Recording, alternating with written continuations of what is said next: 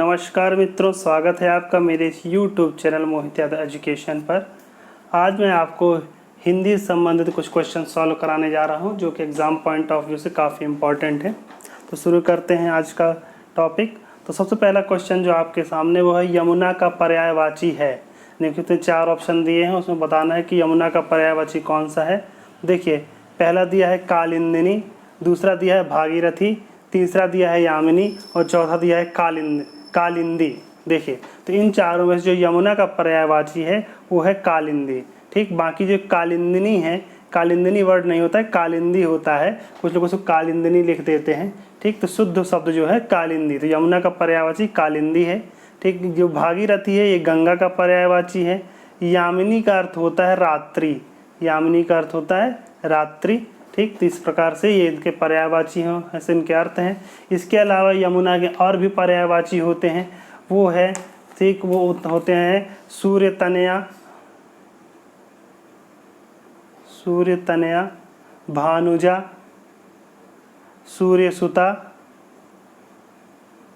सूर्यसुता, ठीक, तारणी, ठीक, और तनुजा।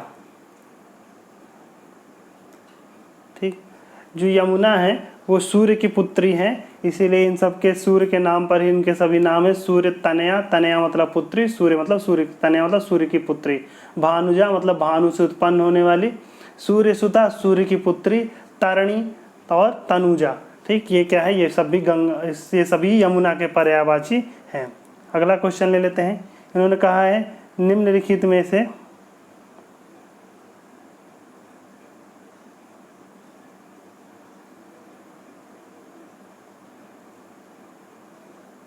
दो क्वेश्चन एक साथ, चलिए दूसरा क्वेश्चन है, निम्नलिखित में से सूर्य सिन्न का पर्यायवाची शब्द नहीं है। तो इन्होंने कहा निम्नलिखित में सिन्न का पर्यायवाची शब्द नहीं है, तो कौन सा शब्द सिन्न का पर्यायवाची नहीं, दूसरा क्वेश्चन है, निम्नलिखित में से इंद्र का पर्यायवाची शब्द कौन सा है। तो निम्नलिखित में से इंद्र का पर्यायवाची शब्द हम लोग को ढूंढना है। तो मधवा मतलब इंद्र होता है। ठीक, मनोज मतलब कामदेव होता है, कामदेव को मनोज कहा जाता है। ठीक, अरविंद का अर्थ होता है कमल के फूल को अरविंद कहा जाता है। और निलय का अर्थ होता है घर को निलय कहा जाता है। ठीक, तो इसके अलावा एक तो ये इसके आंसर। तो इसमें पूछा इंद्र का पर्यायवाची शब्द कौन सा है, तो इंद्र का पर्यायवाची शब्द मधवा है।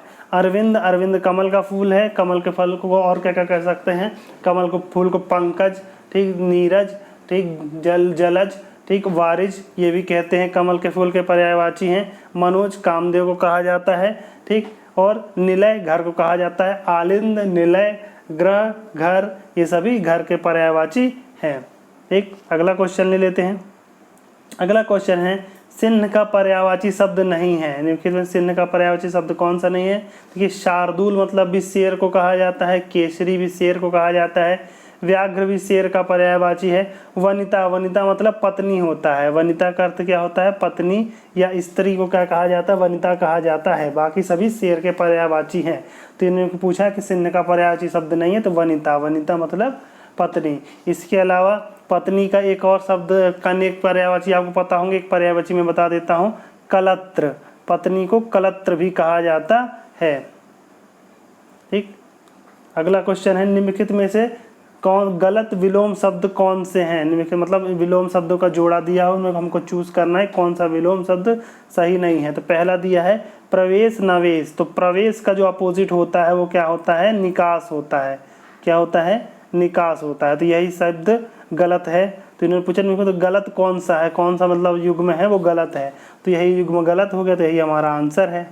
ठीक, फिर दूसरा दिया मूक मतलब जो नहीं बोलता है, वाचाल जो बहुत अधिक बोलता है, भूत जो बीत चुका है, भविष्य जो होने वाला है, पुरस्कार मतलब पुरस्कार अच्छे कार्य के लिए, और तिरस्कार उसका अपोजिट। कभी कभी पुरस्कार का अपोजिट दंड भी होता है। ठीक, कभी कोई पुरस्कार का अपोजिट क्या, दंड भी लिखा जा सकता है। तो ये जरूरी नहीं है कि एक ही जो पर्याय जो विलोम हो वही हो, कई बार अलग अलग विलोम भी दिए होते, तो उसमें जो सबसे सटीक बैठे उसका आंसर हमको देना होता है।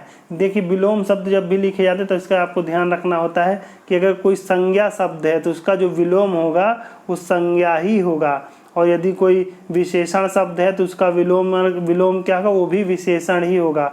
मतलब जिस शब्द रूप उसका होता है उसका विलोम, शब्द जिस शब्द रूप का होता है उसका विलोम भी वही शब्द रूप ही होता है। तो संज्ञा का विलोम संज्ञा, विशेषण का विलोम विशेषण। ठीक, तो ये आपको ध्यान रखना है। ठीक, अगला ले लेते हैं, अगला क्वेश्चन। क्योंकि सृष्टि का विलोम शब्द है, सृष्टि का विलोम शब्द इन्होंने पूछा, तो सृष्टि का विलोम शब्द देखिए क्या है, यहाँ पे ऑप्शन क्या दी, प्रलय या संहार, तो यही इसका आंसर है। सृष्टि का विलोम शब्द प्रलय या संहार है। निंद, निंद मतलब जिसकी निंदा, जिसको जो निंदा के योग्य उसे निंद कहा जाता है। इसका जो विलोम शब्द होता है वो होता है वंद्य, जिसकी वंदना की जाए, जो वंदना के योग्य है वो वंद्य। दुर्व्रत, जो बुरे कामों में लगा उसे दुर्व्रत कहते हैं। इसका अपोजिट जो होता है सुव्रत होता है, सुव्रत, सुव्रत होता है।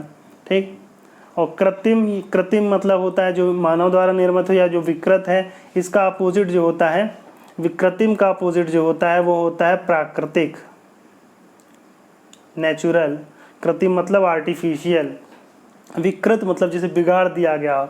सुकृत जो बहुत बढ़िया से सजाया गया हो, सुकृत, सुकृत, विकृत। ठीक, देखिए जब यहाँ पे रकार आ गई है, यहाँ पे इस चीज़ों को ध्यान रखना होता है कि जब जो जैसे अगर श्रृंगार शब्द है तो अगर आप श्रृंगार शब्द में बस एक इतना सा श्रृंगार लिखा जाता है, कुछ लोग अपनी तरफ से नीचे एक और रिकार लगा देते, तो ये गलत हो जाता है। आपका जो श्रृंगार शब्द होता है सिर्फ इतने में ही आपका श्रृंगार शब्द बन जाता है, ये ध्यान रखिएगा। तो जब सही सही वर्तनी चूज करने आएगा उसमें क्वेश्चन पूछा जा सकता है। ठीक, अगला क्वेश्चन है, साहित्य मूलतः भाषा के माध्यम द्वारा खालिस्तान की अभिव्यक्ति है। देखिए ये जो कथन है ये एक मतलब महान विद्वान है जिनका नाम है, एक महान विद्वान जिनका नाम था हेनरी हडसन, हेनरी हडसन नाम था उनका। ये कथन है, उनका ये कथन ये कहा था कि साहित्य मूलतः भाषा के माध्यम द्वारा जीवन की अभिव्यक्ति है। किसकी अभिव्यक्ति है? जीवन की अभिव्यक्ति। तो इसका आंसर हो जाएगा। कभी कभी कथन दे दिए जाते हैं, पूछा जाता है किसका कथन है। ठीक, क्योंकि अधिक जो बहुत प्रचलित कथन है वही पूछे जाते हैं। ठीक, अगला क्वेश्चन ले लेते हैं। अगला क्वेश्चन पूछा इन्होंने, कबीर की भाषा थी, कबीर की भाषा क्या थी? तो हम जानते हैं कबीर की भाषा क्या थी, सदुक्कड़ी थी, मतलब मिक्स्ड लैंग्वेज थी। खिचड़ी या सदुक्कड़ी कहा जाता है, जो साधुओं की भाषा होती है, अनेक जगहों की भाषा जो मिला करके बोला जाता है तो सदुक्कड़ी कहलाती है। तो कबीर की भाषा सदुक्कड़ी या खिचड़ी भाषा कहलाती है। ठीक, तो इसका आंसर क्या हो जाएगा? इसका आंसर सदुक्कड़ी हो जाएगा। गुजराती स्वयं एक भाषा है। अवधी भाषा का पूछा जाए, तुलसीदास, जो तुलसीदास जी जो लिखते हैं ग्रंथ जितने भी हैं, तुलसीदास की रामचरितमानस, उसकी भाषा क्या है? अवधी है। और हिंदी जो है, हिंदी खड़ी बोली है, इसका विकास बहुत बाद में हुआ है। पहले क्या है, एक प्रकार की उपभाषाएं थी, उन उपभाषाओं को व्याकरण दे करके एक हिंदी की खड़ी बोली बनाई गई है। हिंदी की खड़ी बोली बनाने का श्रेय किसको जाता है? महावीर प्रसाद द्विवेदी को जाता है। ठीक, हिंदी खड़ी बोली के व्याकरण नियम वर्तनी बनाने का श्रेय जाता है महावीर प्रसाद द्विवेदी को जाता है। याद रख लीजिए, महावीर प्रसाद द्विवेदी को जाता है। ठीक, अगला इन्होंने दिया है कि हिंदी वर्णमाला में ऊष्म व्यंजन कौन से हैं? तो ऊष्म व्यंजन क्या होते हैं? ऊष्म व्यंजन वे व्यंजन होते हैं जिन व्यंजनों को उच्चारण में श्वास रगड़ खाकर निकलती है और रगड़ जाने के कारण श्वास में कुछ ऊष्मा उत्पन्न हो जाती है। ऐसे व्यंजन क्या कहलाते हैं? ऊष्म व्यंजन कहलाते हैं। जैसे शा, शा, शा, हा। ठीक, जो शा बोलते हैं ये वाले वर्ण हैं, इन सब को जो हम बोलेंगे तो इसमें क्या है, हमारी जो श्वास रगड़ खा कर निकलती है मुंह थोड़ी सी हीट आ जाती है, तो उसको क्या कहा जाता है? उन्हें ऊष्म व्यंजन कहा जाता है। इसके अलावा देखिए बाकी व्यंजनों क्या कहा जाता है, जो हमें का, खा, गा और घा, ये जो व्यंजन है इनको कंठ व्यंजन कहा जाता है, क्योंकि ये कंठ से निकलते हैं, कंठ है, ये कंठ व्यंजन कहलाते हैं। का, खा, गा, घा जब आप कंठ से निकलते हैं। इसके अलावा का, खा, गा, घा, फिर ता, ता, था, दा, धा, ये जो व्यंजन होते हैं इनको दंत कहते हैं। ठीक, क्योंकि जब आप बोलते हैं तो आपकी जीभ दांत से टकराती है। ता, था, दा, धा।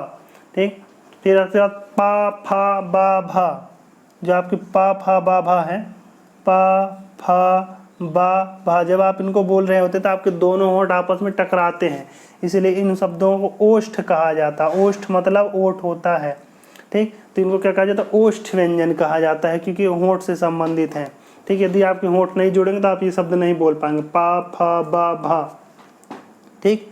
इसके बाद ट, ठ, ड, ढ, ये जो व्यंजन कहलाते हैं, इसे ट, ठ, ड, ढ, ये व्यंजन कहलाते हैं मूर्धन्य व्यंजन कहलाते हैं।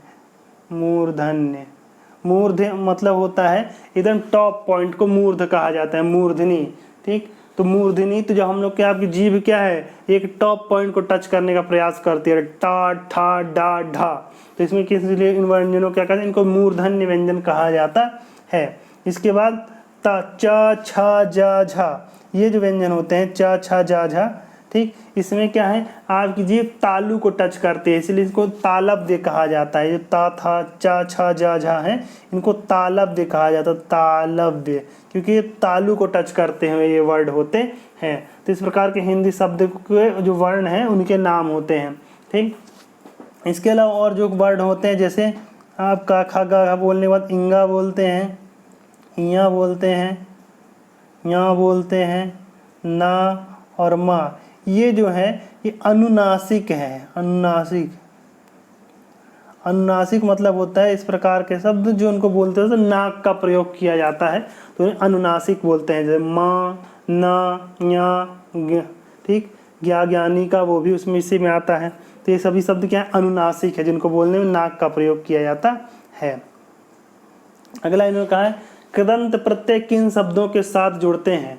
तो देखिए कृदंत प्रत्यय क्या होते हैं, कृत, कृदंत का अगर संधि विच्छेद आप करेंगे तो ये हो जाएगा कृत प्लस अंत, ठीक। मतलब जो कृत का अंत करे, कृत मतलब क्रिया, क्रिया का अंत करते हैं, उनको क्या कहते हैं, कृदंत कहते हैं, ठीक। तो कृदंत प्रत्यय कौन से होते हैं, कृदंत प्रत्यय वो प्रत्यय होते हैं जो क्रिया के अंत में आते हैं, तो उन्हें क्या कहते हैं, कृदंत प्रत्यय कहा जाता है। तो क्रिया के अंत में आने वाले प्रत्ययों को कृदंत प्रत्यय कहा जाता है, ठीक। इसके अलावा अगला जो क्वेश्चन है, जैसे चल, जैसे उदाहरण के लिए चल प्लस ना, ठीक, अना, तो बराबर क्या हो जाएगा, चलना, ठीक। ठीक, तो देखिए चलना तो क्या है, नॉर्मल है, ठीक। जो कृदंत प्रत्यय होता है वो इस प्रकार प्रत्यय होते हैं जो अभिक्रिया को करते हैं। जैसे हम कहते हैं खाना, खाना एक क्या है, खाना अभिक्रिया है, एक क्रिया है, ठीक। और खिलाना, खिलाना क्या है, ये कृदंत प्रत्यय में आता है, ठीक। चलना सामान्य क्रिया है, और चलाना, चलाना क्या है, कृदंत वाली कृदंत क्रिया है, ठीक। पढ़ना, पढ़ना सामान्य क्रिया है, पढ़ाना कृदंत क्रिया है। तो पढ़ाना, खिलाना, चलाना, घुमाना, टहलाना, ये सभी क्या है, ये सभी कृदंत प्रत्यय में आते हैं। तो कृदंत प्रत्यय किसके अंत में आते हैं, कृदंत प्रत्यय क्रिया के अंत में आते हैं। अगला क्वेश्चन ले लेते हैं। अगला क्वेश्चन है खांसी का तत्सम रूप क्या है, ठीक। तो देखिए सबसे पहले अगर आप ध्यान से दें तो हिंदी साहित्य, हिंदी में 5 प्रकार के शब्द पाए जाते हैं। एक होते हैं जिसे कहते हैं तत्सम, दूसरे होते हैं तद्भव, तीसरे होते हैं देशज, चौथे होते हैं विदेशी, और 5वें जो होते हैं उसे कहते हैं संकर, ठीक। तो हिंदी में 5 प्रकार के शब्द पाए जाते हैं, तत्सम, तद्भव, देशज, विदेशी, संकर। तो इसमें हम लोग तत्सम और तद्भव ज़्यादा पूछे जाते हैं, ठीक, उस पर ज़्यादा कंसंट्रेट कर लीजिए। तो तत्सम शब्द, तत्सम मतलब होता है तत् प्लस सम, तत् प्लस सम, जो उसी के जैसा है, मतलब तो क्या होता है, तत्सम का अर्थ होता है जो उसी के जैसा है। मतलब हिंदी शब्द की, हिंदी क्या है, मोस्टली संस्कृत भाषा का ही से बनाई गई है। तो संस्कृत भाषा सभी भाषाओं की माता है, तो उसी से हिंदी भाषा ही बनी है, ठीक। तो हिंदी जो है वो तो संस्कृत भाषा के इस प्रकार के शब्द जो हिंदी में ज्यों के त्यों प्रचलित हैं उन्हें क्या कहते हैं, तत्सम शब्द कहते हैं, ठीक। तो जैसे वृक्ष, ठीक, दुग्ध, ये सभी शब्द क्या है, ये तत्सम शब्द हैं। क्यों, क्योंकि जैसे संस्कृत में है त्यों ज्यों की त्यों हिंदी में है, ठीक। तो ऐसे शब्द को क्या कहते हैं, इसे हम लोग तत्सम शब्द कहते हैं। तद्भव किसे कहते हैं, तद्भव, तद्भव मतलब जो उससे उत्पन्न हुआ है, तत्भव उसी से जन्मा हुआ या उसी से उत्पन्न हुआ, उन्हें तद्भव कहते हैं। मतलब हिंदी सब भाषा के वे शब्द जो संस्कृत भाषा में विकार आ जाने पर या उसमें थोड़ा सा परिवर्तित हो जाने पर बन जाते हैं, उन्हें तद्भव कहते हैं। जैसे दुग्ध शब्द क्या बन गया, जैसे दुग्ध शब्द प्रचलित होते होते दूध बन गया, तो ये क्या हो गया, इसका तद्भव हो गया। तो दुग्ध क्या है, तत्सम है, दूध क्या है, उसका तद्भव है। ठीक, जैसे मातुल, मातुल मतलब मामा होता है। ठीक ठीक, तो ये क्या है, इसका तत्सम शब्द है, इसका तद्भव क्या होगा, इसका तद्भव मामा हो गया। ठीक, तो इसी प्रकार जो शब्द कि संस्कृत में के भाषाओं में विकार आ जाने के बाद बन गए हैं, उन्हें क्या कहा गया, उन्हें तद्भव कहा गया। जैसे अग्नि से आग बन गया। ठीक, ये सभी क्या है, आग क्या है, तद्भव शब्द है। ठीक, तीसरे प्रकार के जो शब्द हैं वो कहलाते हैं देशज। क्या कहलाते हैं, देशज। देशज वो शब्द होते हैं जो देश से जन्मे, देश मतलब जो हमारा आसपास का परिवेश है, गांव है, ठीक, क्षेत्र है, उनको देश कहा जाता है। तो उनसे जो शब्द आए हैं उनको देशज कहा जाता है। तो देशज मतलब इस प्रकार के शब्द जिनकी उत्पत्ति का हम लोग विशेष कारण नहीं बता सकते कि ये शब्द कैसे बना होगा, उन्हें देशज शब्द कहते हैं। मतलब हमने आसपास के परिवेश, गांव या फिर क्षेत्र से ले लिए हैं। जैसे जूता, जूता वर्ड क्या है, कैसे जन्मा है, कोई नहीं कह सकता। ढिबरी, ये शब्द क्या है, ले लिए गए हैं गांव से की भाषा से। ये कैसे बने हैं, इनका नाम इस प्रकार क्यों पड़ा, इसके विषय में हम लोग नहीं बता सकते। तो ये जो शब्द कहलाते हैं ये देशज शब्द कहलाते हैं। मतलब जो क्षेत्रीय बोली से जन्मे उनको क्या कहेंगे, देशज कहेंगे। विदेशी शब्द किसे, फिर चौथे प्रकार के जो शब्द होते हैं उनको कहते हैं विदेशी शब्द। इस प्रकार के शब्द जो दूसरी भाषाओं से आए हैं, ठीक, चाहे इंग्लिश से आए हो, चाहे उर्दू से आए हो, चाहे अरबी भाषा से आए हो, तो उन्हीं सब शब्दों को क्या कहेंगे, विदेशी शब्द कहेंगे। जैसे हम लोग कहते हैं, बोलते हैं कि हमने शेव कर लिया, दाढ़ी शेव कर ली, तो क्या है, शेव शब्द इंग्लिश भाषा का शब्द है, लेकिन हिंदी में प्रयोग कर रहे हैं तो ये विदेशी शब्द है। दाढ़ी वर्ड क्या है, दाढ़ी वर्ड जो है ये आपका देशज शब्द है, इसका भी उत्पत्ति कोई कारण नहीं पता है। तो दाढ़ी क्या है, देशज शब्द है। शेव क्या है, अब इंग्लिश भाषा से लिया है इसलिए विदेशी शब्द है।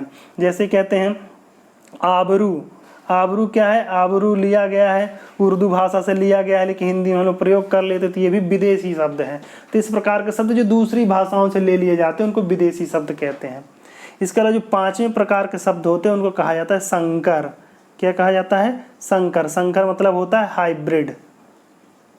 ठीक, तो इस प्रकार के शब्द जो दो अलग अलग प्रकार के शब्दों को मिलाकर बनाए गए उनको कहते हैं संकर या हाइब्रिड शब्द कहते हैं। उदाहरण के लिए रेलगाड़ी, रेलगाड़ी। तो रेलगाड़ी जो शब्द है इसमें रेल शब्द क्या है, विदेशी भाषा का, रेल इंग्लिश से लिया गया है। गाड़ी, गाड़ी क्या है, गाड़ी लिया गया है देसी भाषा से, देशज शब्द है। ठीक, तो रेलगाड़ी क्या दोनों प्रकार के शब्दों से मिलकर बना है, तो ये कैसा शब्द है, संकर शब्द है। ठीक, जैसे कहते हैं डबल रोटी, डबल रोटी, तो डबल वर्ड कहाँ से लिया गया, इंग्लिश से लिया गया है, और रोटी वर्ड हिंदी का है। तो दो अलग प्रकार के शब्द मिलके बने गए हैं, तो ये क्या है, डबल रोटी। तो ये क्या है, संकर शब्द है, मतलब हाइब्रिड वर्ड्स हैं। ठीक, तो इधर इन्होंने पूछा है कि खांसी शब्द का तत्सम रूप, तत्सम तत्व बहुत पूछा जाता है। जो खांसी शब्द का तत्सम होता है वो कास होता है। ठीक, कास मतलब होता है तत्सम शब्द है, खांसी उसका तद्भव है। खांसी क्या है, तद्भव है, कास क्या है, तत्सम है। खाती, खाती क्या है, ये तत्सम शब्द है, किस शब्द का तत्सम है, ये है ये है खाती जो है ये खान शब्द का, सॉरी खाई, जो पर्वत की पहाड़ों की जो खाई होती है, खाई क्या है, तद्भव शब्द है, और खाती क्या है, उसका तत्सम शब्द है। खनी, जो खाने होती हैं जिसे हम कहते हैं जहाँ से कोयला है, सोना है, चट्टानें निकाली जाती हैं, ठीक, माइंस, उनको क्या कहा जाता है, खान कहा जाता है। तो खान क्या है, ये तद्भव शब्द है और उसका तत्सम क्या है, खनी। ठीक, खरजू, खरजू जो है तत्सम शब्द है। ठीक, इसका तद्भव होता है खुजली, खुजली को समझ लीजिए, खुजली को तत्सम क्या है, खरजू कहते हैं। मतलब सीधे सीधे जो शब्द को संस्कृत में क्या कहते हैं वह उसका तत्सम शब्द है मोस्टली, जो उससे मिलता जुलता है। ठीक, अगला क्वेश्चन ले लेते। इस प्रकार 5 प्रकार के शब्द हम लोग जान गए हैं। अगला क्वेश्चन है गाभिन शब्द का तत्सम रूप क्या है। तो गाभिन शब्द का तत्सम रूप गर्भिणी है। तो गाभिन शब्द का तत्सम रूप क्या है, गर्भिणी होता है। ठीक, गणेश, गणेश खुद तद्भव है, इसका जो तत्सम हो जाएगा वो हो जाएगा गणेश हो जाएगा। क्या हो जाएगा, गणेश हो जाएगा। जैसे अगर जमुना लिखा है तो जमुना क्या है, जमुना तद्भव है, इसका तत्सम क्या है, इसका तत्सम यमुना होगा। ठीक, तो गाभिन का तत्सम रूप गर्भिणी है। अगला क्वेश्चन ले लेते हैं, उन्मूलन का विलोम शब्द क्या है। तो उन्मूलन, देखिए उन्मूलन मतलब होता है जड़ से उखाड़ देना, तो उसका अपोजिट क्या हो जाएगा, दिए गए ऑप्शन में जो क्या सबसे अपोजिट उसका क्या हो जाएगा, उसका अपोजिट हो जाएगा रोपण। ठीक, तो रोपण हो जाएगा। ठीक, या कभी कभी आरोपण अगर लिखा होता, उन्मूलन का अपोजिट आरोपण, तो ये भी सही होता। ठीक, तो उन्मूलन का अपोजिट क्या हो जाएगा, विलोम शब्द रोपण या आरोपण हो जाएगा। विश्लेषण का अपोजिट संश्लेषण होता है, ये दोनों एक दूसरे का अपोजिट है। संश्लेषण का विश्लेषण, विश्लेषण का संश्लेषण। संश्लेषण मतलब होता है एकत्रित करना, मतलब किसी चीज को समेकित रूप में देखना, इकट्ठा देखना, और विश्लेषण मतलब उसको अलग अलग करके देखना। अवमूल्यन का अपोजिट जो होता है, इसका विलोम जो होता है वो होता है अधिमूल्यन। क्या होता है, अधिमूल्यन। ठीक, अवमूल्यन होता है किसी के दाम, किसी के मूल्य में गिरावट होना। जैसे हमने कोई कार खरीदी तो समय के साथ उसका दाम क्या है, कम होता जाएगा, मतलब उसका अवमूल्यन होता जाएगा। अधिमूल्यन होता है जिसका दाम बढ़ता है, जैसे हमने कोई FD कराई है, फिक्स डिपॉजिट कराया है, तो उसका समय के साथ उसकी वैल्यू बढ़ती जाएगी, तो उसे क्या कहा जाएगा, उसे अधिमूल्यन कहा जाएगा। तो अवमूल्यन का अपोजिट अधिमूल्यन। अगला क्वेश्चन पूछा, निम्नलिखित में से तद्भव रूप है, निम्नलिखित में से कौन सा तद्भव रूप है। देखिए संध्या शब्द से शुरू करते हैं। संध्या शब्द जो क्या है, ये तत्सम है, इसका जो तद्भव होता है वो होता है सांझ होता है। दुग्ध तत्सम है, इसका तद्भव होता है वो क्या होता है, दूध होता है। ठीक, शय्या शब्द ये भी तत्सम है, इसका अपोजिट जो होता है, इसका सॉरी अपोजिट नहीं, इसका तद्भव जो होता है सेज होता है। ठीक, सिल शब्द, सिल जो है ये तद्भव शब्द है, तो यही हमारा आंसर हो जाएगा। ठीक, तो इसका जो तत्सम होता है वो शिला होता है, इसका तत्सम क्या हो जाता है, इसका तत्सम शिला हो जाता है। अगला क्वेश्चन है, आंखों में गड़ना। आंखों में गड़ना मुहावरे का अर्थ क्या होता है, गौर से देखना नहीं, मन में खटकना। आंखों में गड़ने का अर्थ है मन में खटकना, जिसको देखकर मन में खटकता रहता है वो कहते हैं आंखों में गड़ रहा है, कहते हैं उसको देवरानी आंखों में गड़ती है, तो क्या हो जाएगा, उसको उसके मन में खटकती है। ठीक, तो जो भी खटकती है उसको क्या कहा जाता है, उसको आंखों में गड़ना कहते हैं। देखिए मुहावरा और लोकोक्ति में क्या मतलब होता है। मुहावरा जो होता है हमेशा किसी न किसी क्रिया से समाप्त होता है। आंखों में गड़ना, आंखों में रक्त उतर आना, बाहों में बल पड़ जाना, तो इन सभी के अर्थ में अंत में क्या है, इन सभी के अंत में कोई ना कोई क्रिया है। तो मुहावरे के अंत में हमेशा कोई ना कोई क्रिया होती है। जबकि लोकोक्ति में क्या होता है, लोकोक्ति अपने आप में पूर्ण होती है, उसके साथ हमको वाक्य का प्रयोग नहीं करना पड़ता है। जबकि मुहावरे का अर्थ स्पष्ट करने के लिए उसका वाक्य में प्रयोग करना आवश्यक होता है, जबकि लोकोक्ति का प्रयोग करने के लिए उसका वाक्य में प्रयोग करना आवश्यक नहीं है, वो स्वयं में पूर्ण होती है। अगला क्वेश्चन है, उन्मूलन का विलोम है, ये हम लोग कर ही चुके हैं। एक प्रतिभा संपन्न छात्र का विशेषण है, तो मतलब जो छात्र प्रतिभा संपन्न होता है उसको क्या कहा जाता है, कुशल। तो ये कुशल जो होता है उसको श्रम के केस में कहा जाता है, कोई व्यक्ति का श्रम कर रहा है तो कुशल है या कुशल नहीं है। ठीक, चतुर जो होता है ये नीतिगत बात अगर कहीं हो रही होती तब हम कहते हैं, नीति की बात अगर है तब वो कहेंगे चतुर है या नहीं है। अध्ययनशील मतलब जो पढ़ रहा है, ठीक, उसे अध्ययनशील कहेंगे। लेकिन प्रतिभा संपन्न से हम क्या कहेंगे, मेधावी। ठीक, तो एक प्रतिभा संपन्न छात्र के लिए जो विशेषण का प्रयोग किया जाएगा वो क्या हो जाएगा, मेधावी। ठीक, कुशल देखिए ध्यान रखिए हमें श्रम के लिए होता है, कुशल श्रमिक है मतलब अच्छा श्रमिक है, बारीक काम करने वाला। अकुशल श्रमिक है मतलब मोटा काम करने के लिए, महीन काम जो नहीं कर पाता है। निम्नलिखित में कौन सी भाषा हिंदी की उपभाषा नहीं है, तो देखिए कौन कौन सी भाषाएं दी हैं इसमें। देखिए मराठी स्वयं अपने आप में भाषा है, तो हिंदी की भाषा होने का प्रश्न ही नहीं, तो यही इसका आंसर हो जाएगा। बाकी पूर्वी हिंदी, पश्चिमी हिंदी, राजस्थानी, ये सभी हिंदी की उपभाषाएं हैं। इसके अलावा देखिए अगर हम लोग अगर हिंदी की उपभाषाओं को मतलब वर्गीकृत करते हैं, विभिन्न भागों में बांटते हैं, तो जो सबसे पहली अगर हम देखें तो होती है पश्चिमी हिंदी। क्या होती है, पश्चिमी हिंदी। पश्चिमी हिंदी में देखिए कौन कौन सी भाषाएं उपभाषाएं आती हैं। पश्चिमी हिंदी में आती है ब्रजभाषा, कन्नौजी, खड़ी बोली, बुंदेली, हरियाणवी, ये सभी भाषाएं किस में आती हैं, पश्चिमी हिंदी में आती हैं। और दूसरी होती है पूर्वी हिंदी। पूर्वी हिंदी की भाषाएं कौन सी हैं? पूर्वी हिंदी की भाषाएं हैं अब अवधी, बघेली, छत्तीसगढ़ी। ठीक। और तीसरी जो भाषा का प्रकार है वो होता है राजस्थानी। तो राजस्थानी में कौन कौन सी उपभाषाएं आती हैं? राजस्थानी में आती है मारवाड़ी, मेवाती, मालवी और जयपुरी। ठीक। चौथी जो हिंदी भाषा के ऊपर का मतलब जो है भाषा में बांटा जा सकता है वो है बिहारी हिंदी। बिहारी हिंदी के अंतर्गत आती है भोजपुरी, मैथिली, मगही। ठीक। और उसके अलावा जो पांचवी प्रकार की हिंदी का हम लोग बांट सकते हैं होती है पहाड़ी हिंदी, जो मतलब पहाड़ों में बोली जाती है।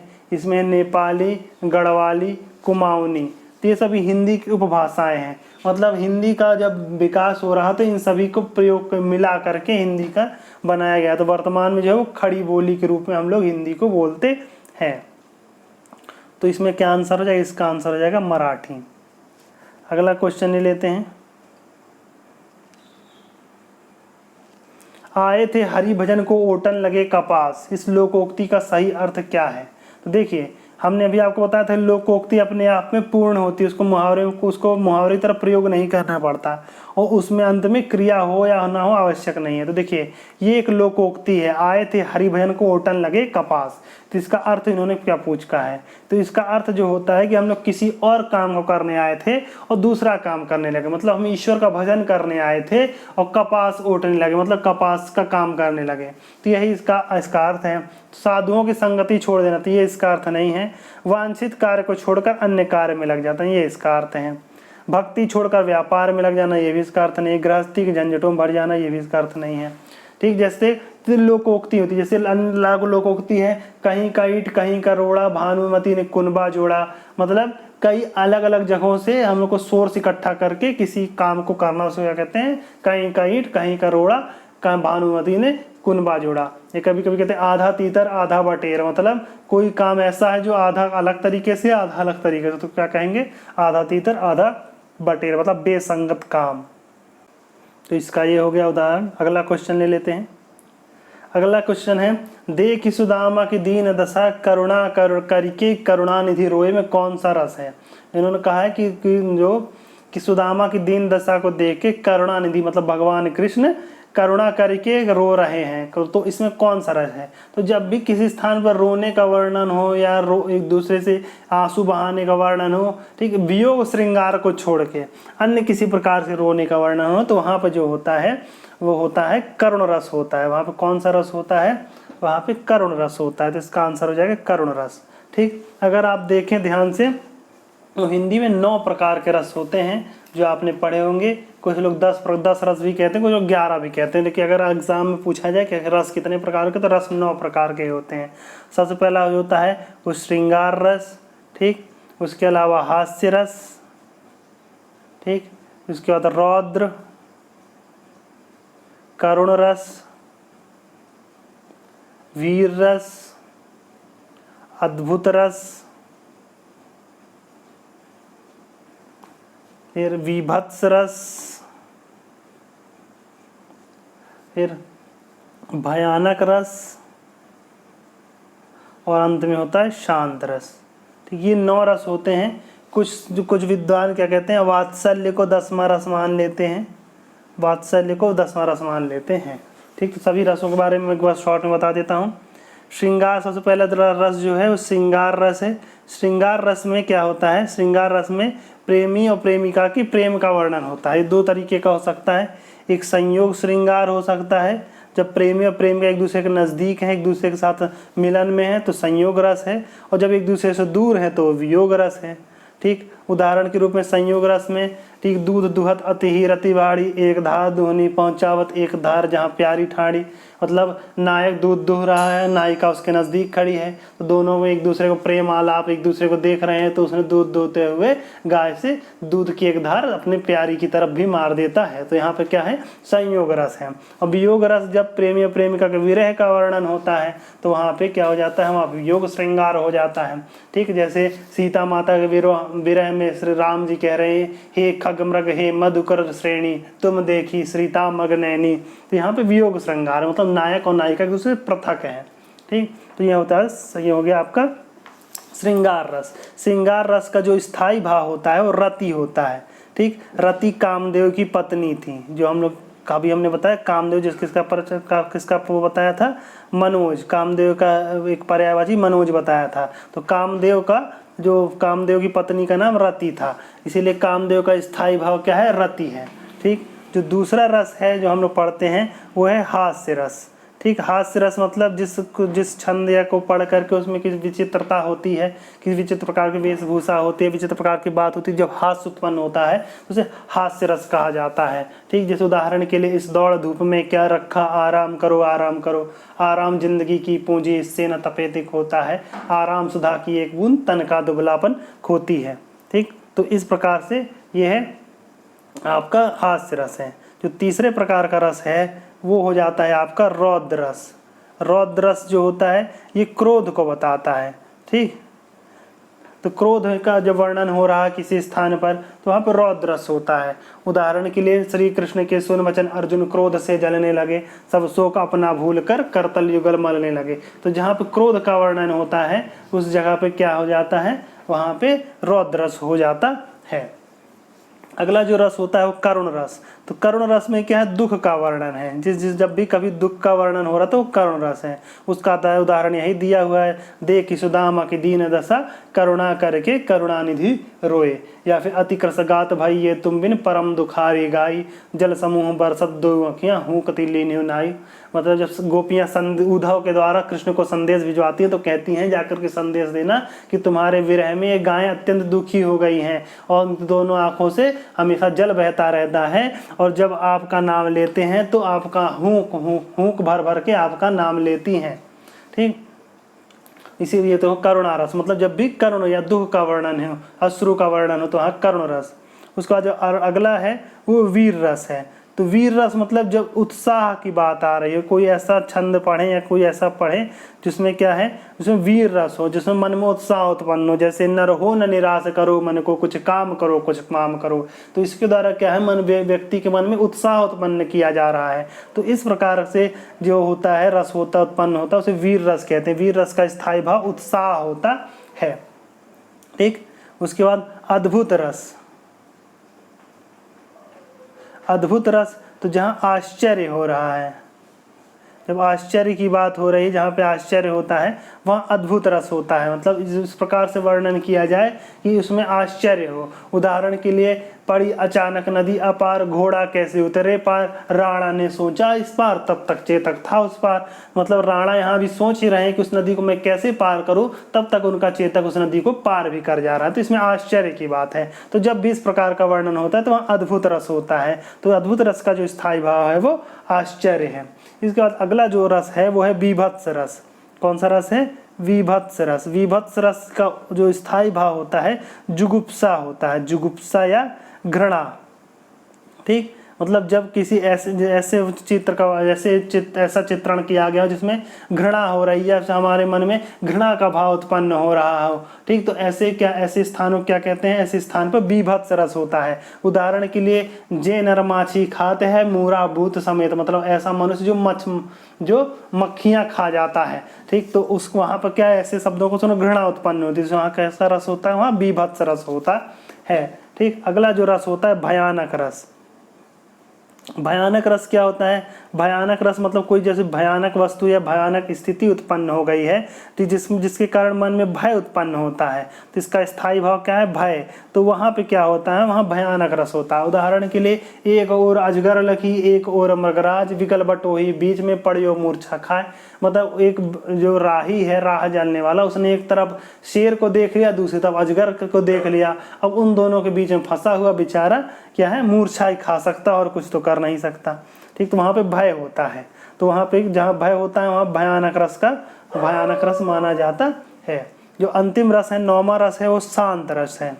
ठीक। शांत रस जहाँ पे ईश्वर की भक्ति का वर्णन है या संसार से वैराग्य का वर्णन है या इस प्रकार का वर्णन है कि जिसमें ईश्वर की भक्ति करने के बाद उनकी शरणागति लेने की चाह रहे हो, तो वहाँ पे शांत रस है। उदाहरण के लिए, अगर नाथ देखोगे अवगुण हमारे, तो कैसे भव से हम लगेंगे किनारे। तो इसमें क्या भक्ति भाव है, तो वहाँ पे शांत रस है। ठीक। एरी में तो प्रेम दीवानी मेरो दर्द न जाने कोई। तो तो इसमें क्या है, इसमें मीरा कृष्ण को देखिए भक्ति भाव में देख रहे हैं, लेकिन उसने स्वयं को ऐसा प्रेमी का वर्णन किया है। तो इसलिए यहाँ पे जब ऐसे कहेंगे हेरी मैं तो प्रेम दीवानी, मतलब हे सखी मैं तो प्रेम दीवानी हूँ, मेरो दर्द न जान मारो दर्द न जाने कोई, तो मेरा दर्द कोई नहीं जानता। तो इस जगह पे देखिए विरह श्रृंगार है, ठीक। जब स्वयं को प्रेमिका और ईश्वर को प्रेमी के रूप में वर्णन किया जाने लगा तो वहाँ विरह श्रृंगार है, ठीक। लेकिन जब भक्ति के रूप में वर्णन कर रहे हैं जा रहा है, मतलब हे चल मन गंगा यमुना तीरे, तो मतलब गंगा यमुना तीरे चला जाए मन, तो वहाँ पे क्या है, शांत रस है, ठीक। तो इस प्रकार से ये 9 रस हैं। कुछ लोग क्या है, वात्सल्य को 10वां रस मानते हैं, ठीक। तो वात्सल्य वहाँ जब वहाँ बालकों के प्रति प्रेम का वर्णन का होता है, वहाँ पे वात्सल्य रस होता है, इसका स्थायी भाव ही वात्सल्य है। उदाहरण के लिए मैया मोरी मैं नहीं माखन खायो, ठीक, ये उसका उदाहरण हो गया। तो इस प्रकार 9 रस होते हैं, 10वां रस वात्सल्य को माना गया है, ठीक। ये 9 रस हो गए। इसके अलावा अब अगला क्वेश्चन है, तो इसका आंसर क्या, इसका आंसर तो करुण रस हो गया। अगला है वह क्या कर रहा है, या किस प्रकार का प्रश्न है, किस प्रकार का वाक्य है। तो जब भी किसी प्रकार का प्रश्न हो रहा होता है तो वह प्रश्नवाचक वाक्य होता है। तो वह क्या कर रहा है, प्रश्नवाचक वाक्य है। साधारण वाक्य में जिसमें साधारण चीजें हो रही, जैसे मोहन पढ़ता है, ठीक। तो साधारण वाक्य। निषेधात्मक वाक्य जिसमें मनाही की जा रही है, वहां मत जाओ, ठीक। संबंधवाचक वाक्य जिसमें संबंधों की व्याख्या हो रही है, जैसे अर्जुन का पुत्र अभिमन्यु है, तो यहाँ संबंध की बात हो रही है, तो ये इस प्रकार के वाक्य को कहते हैं संबंधवाचक वाक्य। तो इसका आंसर क्या है, इसका आंसर प्रश्नवाचक वाक्य हो जाएगा। ओके फ्रेंड्स, तो आज के लिए इस हिंदी के इस पार्ट में इतना ही। फिर मैं और क्वेश्चन लेके आऊँगा हिंदी के लिए, साथ में कुछ जीएस के क्वेश्चन भी लेकर आऊँगा। आप रीजनिंग तो मोस्टली आप लोगों को आती है, तो उसकी तैयारी करते रहिए। तो फिर मिलेंगे आपसे, तब तक के लिए धन्यवाद। अगर आपको ये वीडियो अच्छा लगा तो इसको लाइक करें, शेयर करें, अपने फ्रेंड्स को भी बताएं। और अभी तक मेरे चैनल को सब्सक्राइब नहीं तो सब्सक्राइब अवश्य कर लें और बेल आइकन को प्रेस कर दें, ताकि सारे नोटिफिकेशन आपको समय से मिलते रहें। ठीक है फ्रेंड्स, तो फिर मिलेंगे नए प्रश्नों के साथ, तब तक के लिए धन्यवाद।